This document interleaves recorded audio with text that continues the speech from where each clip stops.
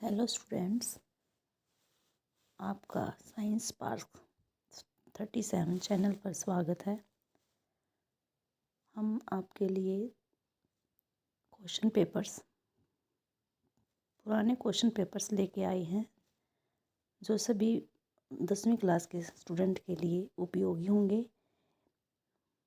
परीक्षा 2026 मार्च परीक्षा 2026 और प्री बोर्ड एग्ज़ाम में इन्हीं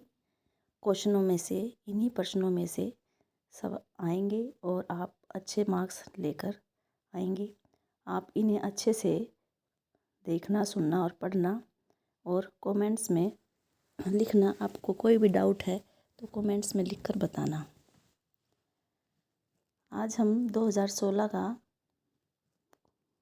सेकंड सेमेस्टर का क्वेश्चन पेपर सॉल्व करेंगे। सबसे पहले आपको एग्ज़ाम में जाकर अपने क्वेश्चन पेपर को अच्छे से देखना है, उसकी इंस्ट्रक्शन अच्छे से रीड करनी है। उसके बाद आप क्वेश्चन पेपर सॉल्व करेंगे। साइंस के क्वेश्चन पेपर में 3 सेक्शन होते हैं, फिजिक्स, केमिस्ट्री और बायोलॉजी।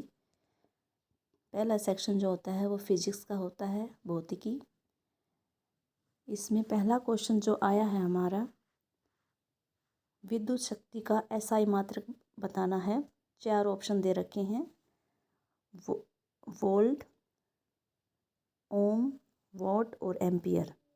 तो यहाँ इसका सही जवाब है विद्युत शक्ति का एसआई मात्रक वोट होता है।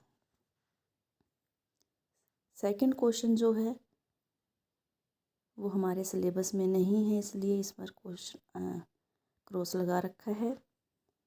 थर्ड क्वेश्चन जो है, धारा प्रवाहित एक लंबी परिनालिका के भीतर चुंबकीय क्षेत्र का मान होता है। 4 ऑप्शन दे रखी हैं, एक समान, असमान, शून्य और उपरोक्त में से कोई नहीं। तो इसका जवाब होगा ऑप्शन ए, एक समान। अगला क्वेश्चन है, निम्न में से उपभोक्ता है। ऑप्शन है मानव, शेर, हिरण और उपरोक्त सभी। तीनों ऑप्शन ही सही हैं। मानव, शेर तीनों ही उपभोक्ता हैं, इसमें उत्पादक कोई भी नहीं है, इसलिए ऑप्शन डी राइट आंसर है, उपरोक्त सभी। अगला क्वेश्चन है, क्लोरोफ्लोरोकार्बन का उपयोग किया जाता है। क्लोरोफ्लोरोकार्बन का उपयोग रेफ्रिजरेटर, अग्निशमन, ए व बी दोनों या उपरोक्त में से कोई नहीं। तो इसका राइट आंसर है ए व बी दोनों, सी ऑप्शन।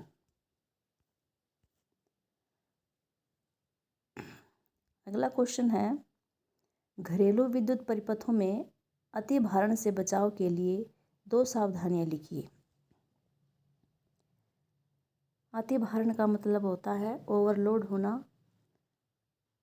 जब एक ही सॉकेट से बहुत सारे विद्युत उपकरण चलाए जाएं तो ओवरलोड हो जाता है, अतिभारण हो जाता है और जो तारें हैं वो गर्म हो जाती हैं और गर्म होकर उनका विद्युत आवरण पिघल जाता है और पिघलने के बाद वो आपस में स्पर्श कर जाते हैं और फिर शॉर्ट सर्किट भी हो जाता है। इससे बचने के लिए विद्युत फ्यूज़ या एमसीबी का उपयोग करना चाहिए। एक सॉकेट से हमें ज़्यादा उपकरण नहीं जोड़ने चाहिए और एक साथ हमें ज़्यादा उपकरण भी नहीं चलाने चाहिए। ये सभी सावधानियां बरतनी चाहिए। अगला क्वेश्चन है, क्या कारण है कि कुछ पदार्थ जैव निम्नीकरणीय होते हैं और कुछ अजैव निम्नीकरणीय।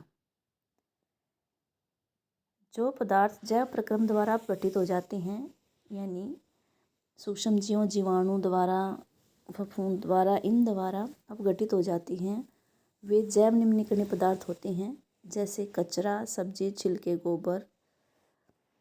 और जो पदार्थ जैविक प्रक्रम द्वारा अपघटित नहीं होते हैं वे अजैव निम्नीकरणीय पदार्थ होते हैं, जैसे हैं प्लास्टिक, कांच आदि। 11वां 12वां क्वेश्चन आपके सिलेबस में नहीं है। अगला है, न्यूमेरिकल है, कोई विद्युत मोटर 220 वोल्ट के विद्युत स्रोत से 5 एम्पीयर विद्युत धारा लेता है। मोटर की शक्ति ज्ञात कीजिए तथा 4 घंटे में मोटर द्वारा उपयुक्त ऊर्जा भी ज्ञात कीजिए। इसमें हमारा V दे रखा है, पोटेंशियल डिफरेंस दे रखा है, विभवांतर 220 वोल्ट है और I विद्युत धारा 5 एम्पीयर दे रखी है। और इसके लिए हम फार्मूला लगाएंगे P बराबर VI। P बराबर VI हमारा आ जाएगा, हमारी शक्ति आ जाएगी, इनको मल्टीप्लाई करने के बाद 1100 वाट आ जाएगी। फिर क्वेश्चन पूछा गया है कि मोटर कितनी ऊर्जा उपभोग करती है 4 घंटे में। उसके लिए हम टाइम को सेकंड में कन्वर्ट कर लेंगे। 4 मल्टीप्लाई 60 और फिर हमारा ऊर्जा निकालने का जो फार्मूला है वो है ऊर्जा बराबर उपयोग की गई ऊर्जा बराबर P गुना T। P हमारा ऊपर आ गया था 1100 वाट और T हमने सेकंड में कन्वर्ट कर लिया है, 14,400 सेकंड है। इन दोनों के मल्टीप्लाई करने के बाद हमारा आंसर आ गया है। और इसको वाट सेकंड है, वाट सेकंड को हम जूल में भी लिख सकते हैं, आप इसको किलो जूल में भी कन्वर्ट कर सकते हैं, किलोवाट घंटा में भी कन्वर्ट कर सकते हैं। ये हमारा न्यूमेरिकल कंप्लीट हो गया है। अगला क्वेश्चन है, निम्न को परिभाषित कीजिए। हमें परिभाषा देनी है कि भूसंपर्क तार क्या होता है। भूसंपर्क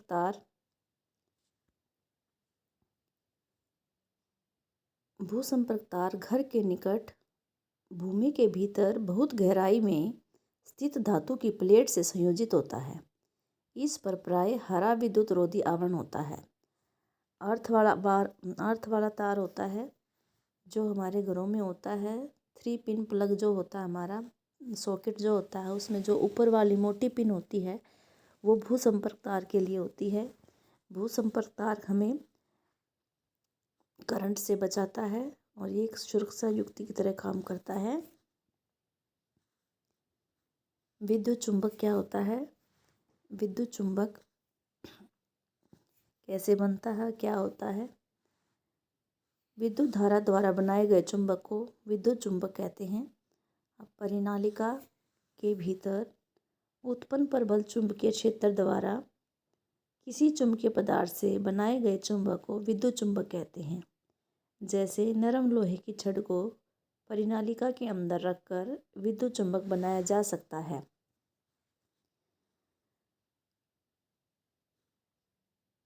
अब अगला क्वेश्चन है, रसायन विज्ञान सेक्शन बी का फर्स्ट क्वेश्चन है, प्रोपेन का आणविक सूत्र है CH4 C3H6 C3H8 C2H6। Propane का आणविक सूत्र C3H8 है, ऑप्शन सी है। इसके लिए हम फार्मूला लगा सकते हैं CnH2n+2।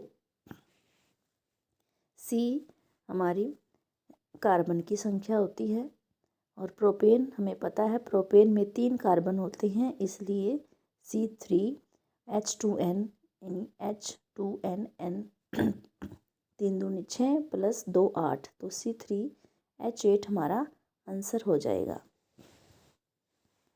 एल्डिहाइड में कौन सा प्रकार्यात्मक समूह है, C double bond O, OH, CHO, COOH, तो इसमें हमारा आंसर है C, CHO एल्डिहाइड का प्रकार्यात्मक समूह है। अगला क्वेश्चन है, एक परमाणु का इलेक्ट्रॉनिक विन्यास 282 है, उस तत्व की परमाणु संख्या क्या होगी।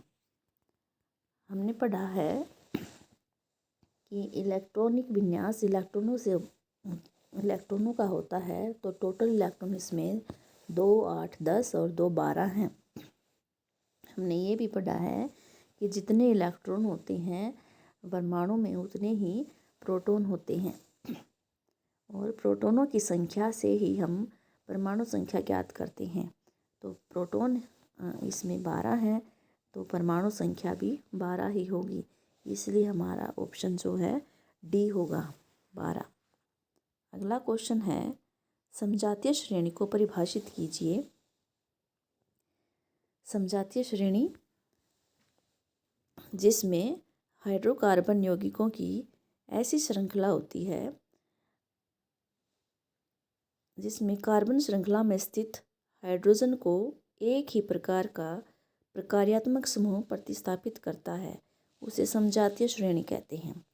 इसमें एग्जाम्पल है, जैसे एल्केन का एग्जाम्पल दे रखा है, मैथेन और एथेन में CH2 इकाई का अंतर है, और एथेन और प्रोपेन में भी CH2 इकाई का अंतर है। ऐसे ही हम अगर आगे प्रोपेन और ब्यूटेन का लिखेंगे तो उनमें भी CH2 इकाई का अंतर है। आप कोई भी एग्जाम्पल ले सकते हैं, अल्कोहल वाला भी ले सकते हैं। मेथेनॉल और एथेनॉल के बीच भी CH2 इकाई का अंतर है, एथेनॉल और प्रोपेनॉल के बीच भी CH2 इकाई का अंतर होता है, और इसमें 14 AMU एटॉमिक मास यूनिट का भी अंतर होता है, क्योंकि CH2 का जो आणविक द्रव्यमान है वो 14 U होता है। तो एक से अब अगले कार्बन संख्या पर जाते हैं तो आणविक CH2 इकाई का अंतर आ जाता है, और 14 U का भी अंतर आ जाता है। अगला क्वेश्चन है हमारा, कार्बनिक यौगिकों की प्रतिस्थापन अभिक्रिया का उदाहरण सहित वर्णन कीजिए।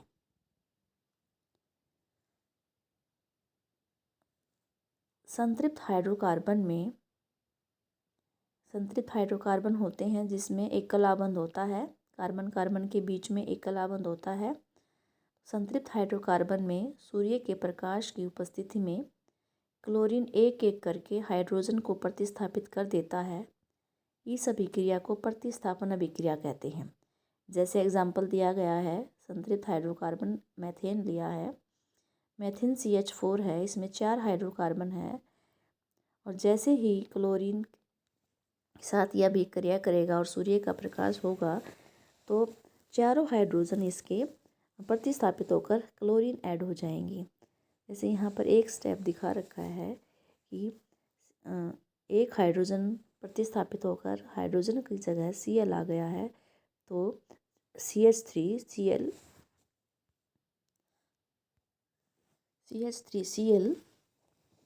बन गया है क्लोरोमेथेन, प्लस में HCl निकल गया है।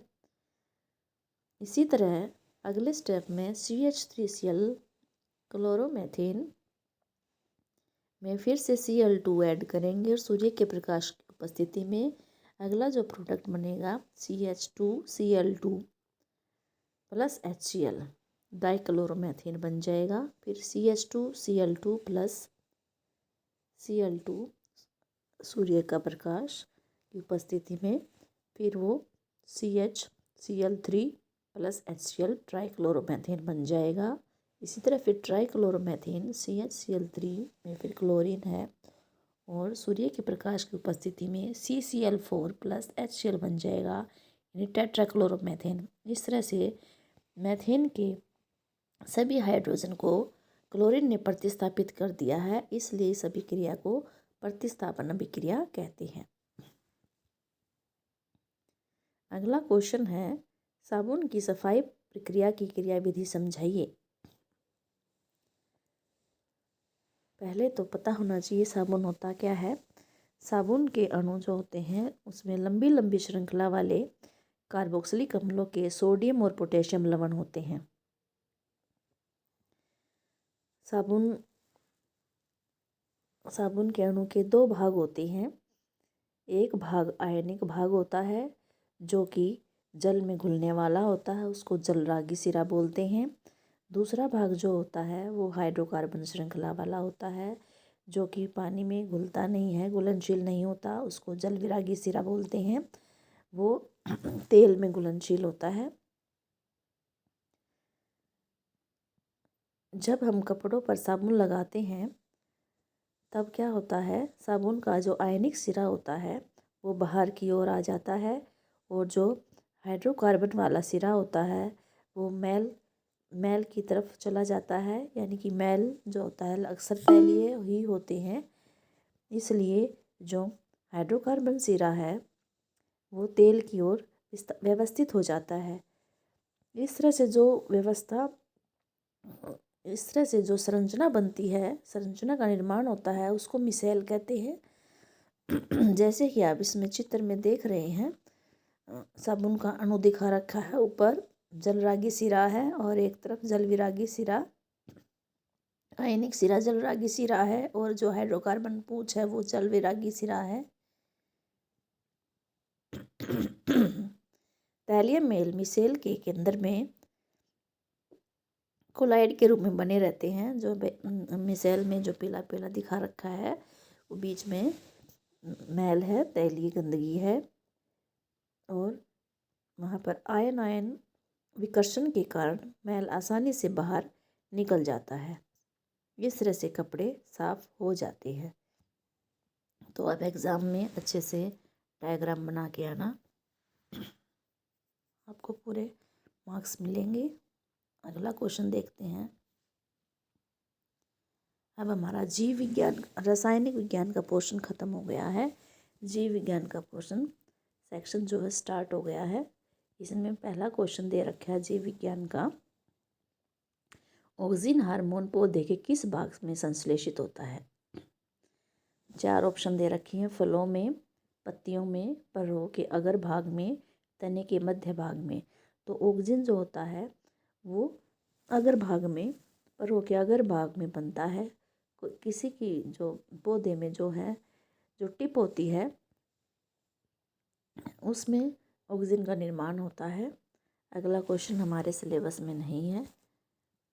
अगला देखिए, अगला क्वेश्चन है, नर और मादा में कितने जोड़े गुणसूत्र होते हैं। 4 ऑप्शन दी गई हैं, 23, 33, 43 और 46। तो इसका राइट आंसर है ऑप्शन ए, 23 जोड़े। यानी हमारे अंदर 46 गुणसूत्र होते हैं। तो यहाँ ध्यान देना है, क्वेश्चन को ध्यान से पढ़ना है, कितने जोड़े गुणसूत्र होते हैं। बच्चे कई बार गलती कर देते हैं, ध्यान से क्वेश्चन सुनते नहीं हैं और 46 पर टिक करके आ जाते हैं। लेकिन क्वेश्चन को ध्यान से पढ़ना है कि कितने जोड़े पूछा गया है, कितने जोड़े यानी 23 जोड़े यानी 46 गुणसूत्र होते हैं। अगला क्वेश्चन है, आयोडीन युक्त नमक के उपयोग की सलाह क्यों दी जाती है। हमारे शरीर में बहुत से ग्रंथियाँ होती हैं जिससे कि हार्मोन स्रावित होते हैं। एक ग्रंथि है अवटु ग्रंथि, जो कि थायरोक्सिन हार्मोन स्रावित करता है। और थायरोक्सिन हार्मोन तभी बनेगा जब हमारे आहार में आयोडीन होगा। थायरोक्सिन हार्मोन हमारे शरीर में कार्बोहाइड्रेट, वसा और प्रोटीन के उपापचय को नियंत्रित करता है, जिससे वृद्धि का संतुलन बना रहता है। यानी कि जो हमारा थायरोक्सिन है, हम जो खाते हैं प्रोटीन, भोजन में कार्बोहाइड्रेट होता है, वसा, प्रोटीन, उसको मेटाबॉलिज्म को कंट्रोल करता है। वो कंट्रोल होएगा तो हमारा जो ग्रोथ होती है उसका बैलेंस बना रहेगा। भोजन में आयोडीन की कमी से गोइटर रोग होने की संभावना रहती है। यानी गोइटर यानी घिंगा रोग हो जाता है, जिसका लक्षण होता है फूली हुई गर्दन। इसमें प्रिंट में थोड़ी सी गलती है, तो थायरोक्सिन हार्मोन को ठीक ढंग से लिख लेना।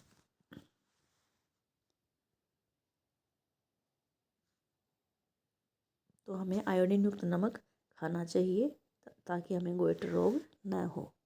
अगला क्वेश्चन है,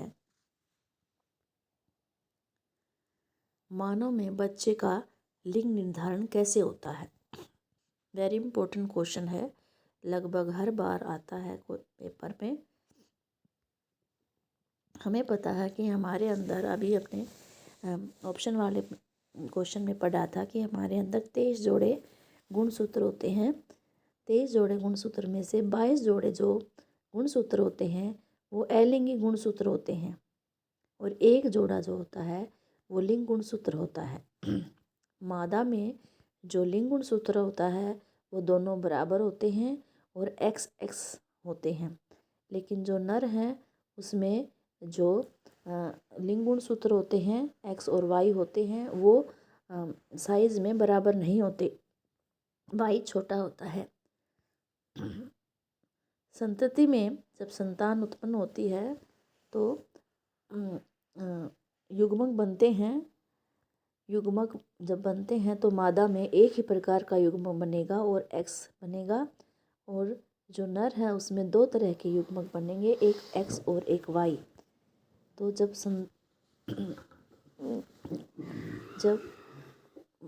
माता से सिर्फ एक्स गुणसूत्र ही आएगा और पिता से अगर एक्स गुणसूत्र आता है तो निषेचन के बाद मादा संतान उत्पन्न होगी, और पिता से अगर वाई गुणसूत्र आता है तो निषेचन के पश्चात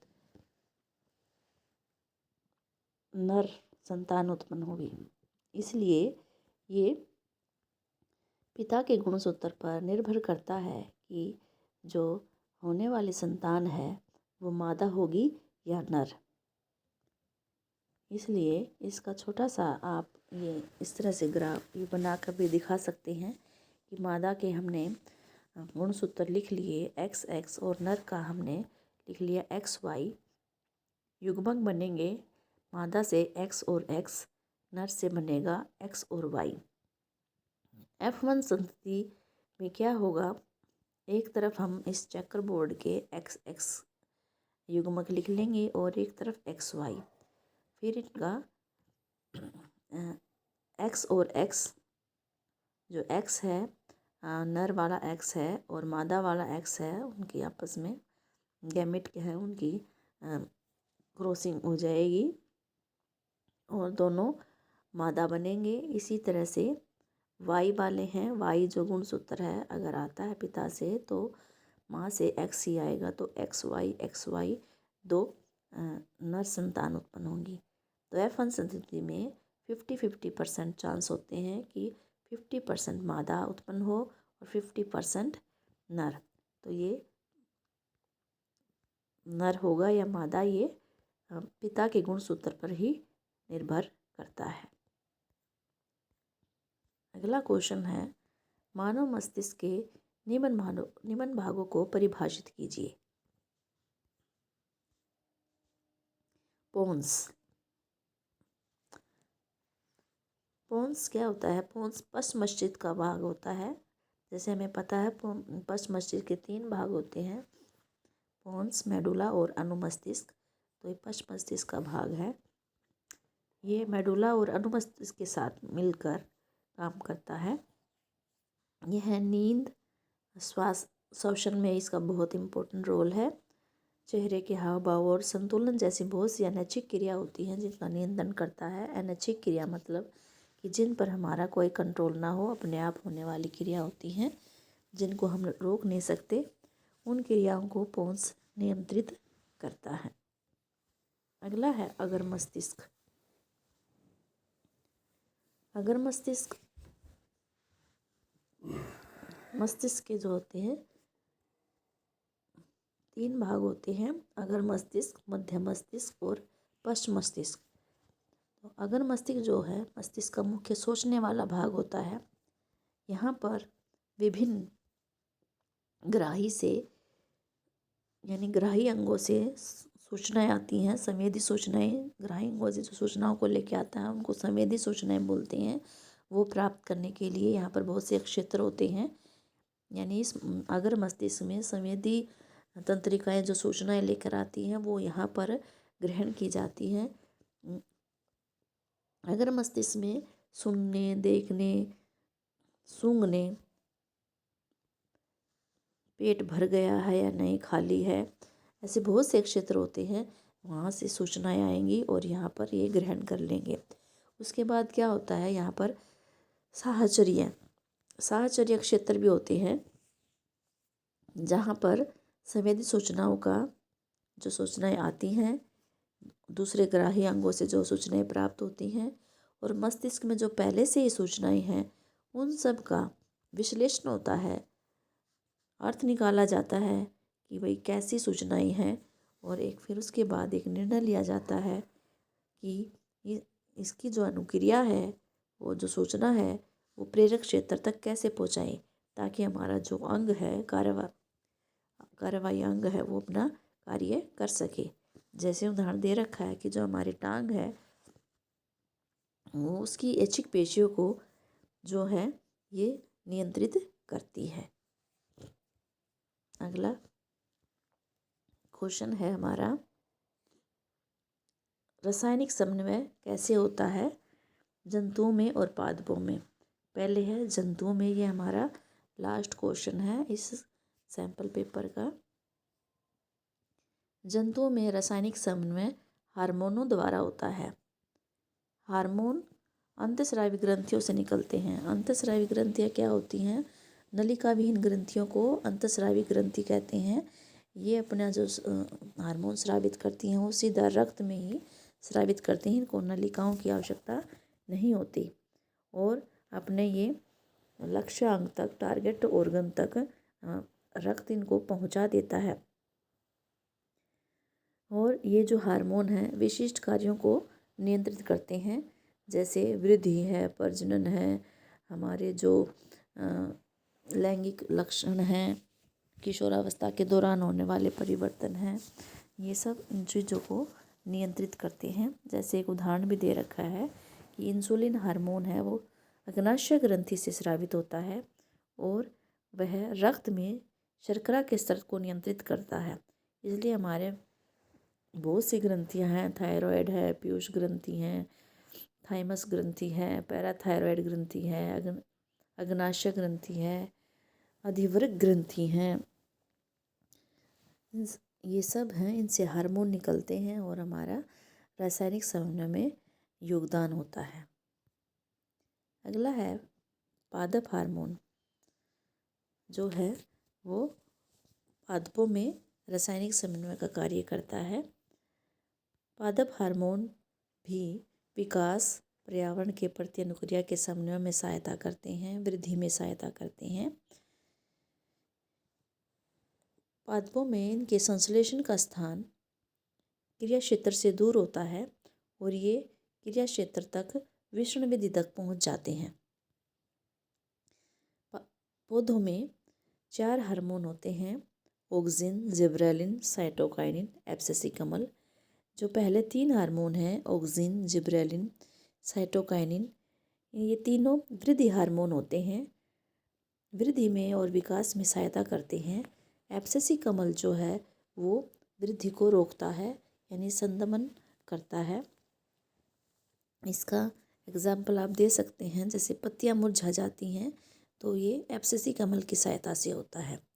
ऑक्सिन है, ऑक्सिन जो टिप्स पे तने में बनता है, वो उनकी वृद्धि में सहायक करता है। पत्तियां हैं, जो तना है, उनकी वृद्धि में सहायता करता है। लंबाई, जिब्रेलिन जो है वो कोशिकाओं की लंबाई में सहायता करता है। साइटोकाइनिन जो है ये वहाँ पर पाया जाता है जहाँ पर कोशिका विभाजन बहुत तेज़ गति से होता है, जैसे फलों का बनना है, छिलकों और कठोर जो होता है, आवरण होता है, उनमें भी ये साइटोकाइनिन पाया जाता है। तो इस तरह से जो हमारे पादप हैं उनमें इनका रासायनिक समन्वय पादप हार्मोन करते हैं। ये आज हमारा सैम्पल पेपर जो 2016 का है वो हो गया है। आप यहाँ से अच्छे से तैयारी करिए। ये मोस्ट इम्पोर्टेंट क्वेश्चंस हैं, आपकी परीक्षा के लिए बहुत उपयोगी हैं। आपको इससे बहुत मदद मिलेगी। अगर आपको ये पसंद आया है तो आप लाइक करिए, शेयर करिए, कमेंट करिए और चैनल को पहली बार आए हैं तो चैनल को सब्सक्राइब करिए।